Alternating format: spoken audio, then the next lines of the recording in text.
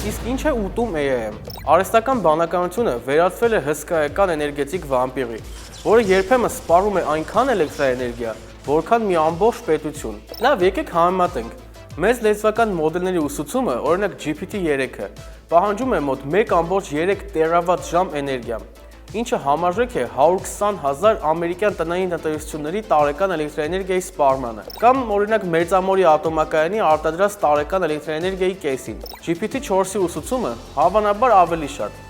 10-ից 100 անգամ ավել։ Ձեր գրած ամեն մի փոքրիկ հարցման համար GPT-ն ուտում է 2-ից 10 վատ էլեկտրաէներգիա։ Եթե մեկ պատասխանը միջինում սպառում է 5 վատ, ապա 200 հարցը կծախսի մոտ 1 կՎտ էներգիա, ինչը համարժեք է սառնարանի 1 օրվա աշխատանքին։ AI տվյալների կենտրոնները աշխատում են գերհզոր GPU-ների վրա, որոնք սպառում են ահռելի էլեկտրաէներգիա։